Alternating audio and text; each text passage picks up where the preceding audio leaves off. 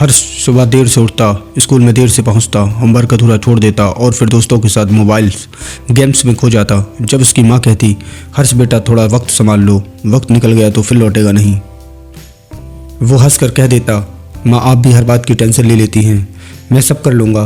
दिन बीतते गए पर हर्ष की आदतें नहीं बदली।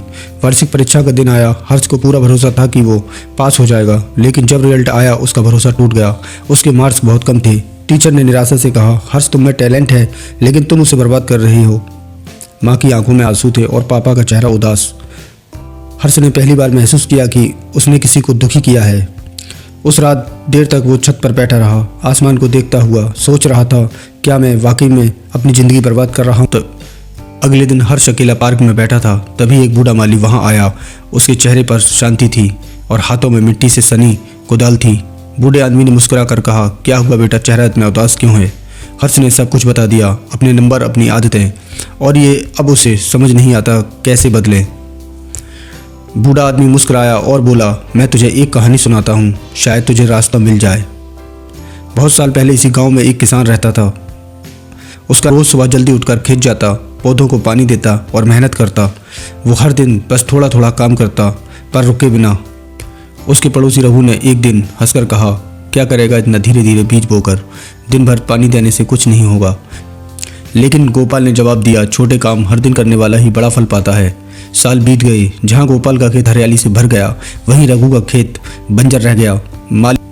माली ने कहा, देख बेटा, वक्त भी बीज जैसा होता है, अगर रोज थोड़ा थोड़ा मेहनत से सींचोगे तो सफलता जरूर मिलेगी।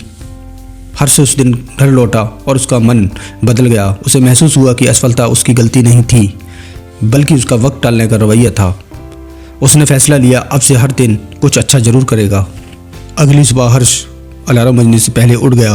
वो वक्त पर स्कूल पहुंचा, ध्यान से क्लास सुनी और घर आकर 2 घंटे मोबाइल की जगह किताबों के साथ बिताए। धीरे धीरे अपने लिए एक टाइम टेबल बनाया, हर घंटे का हिसाब रखने लगा। शुरू में उसे मुश्किल लगा, लेकिन जब 1 हफ्ते बाद उसने महसूस किया उसे पढ़ाई में मज़ा आने लगा, तो वो खुद को रोक नहीं पाया। 3 महीने बाद परीक्षा हुई। इस बार हर्ष ने हर सवाल आत्मविश्वास से लिखा। रिजल्ट वाले दिन उसका नाम पहले नंबर पर था। टीचर ने तालियां बजाई, माँ की आंखों में खुशी के आंसू थे और पापा ने बस इतना कहा, देखो बेटा, वक्त का सही इस्तेमाल ही सबसे बड़ा हुनर है। सालों बाद हर्ष बड़ा होकर शहर में इंजीनियर बन गया। लोग उसके अनुशासन की मिसाल देने लगे। वो जब भी किसी बच्चे से मिलता तो वही एक बात कहता, वक्त का सही से उपयोग करना सीख लो, क्योंकि वक्त ही वो जादू है जो सपनों को सच करता है। वक्त कभी किसी का इम्तिहान नहीं करता, पर जो सम्मान करता है वक्त उसी को आगे बढ़ाता है।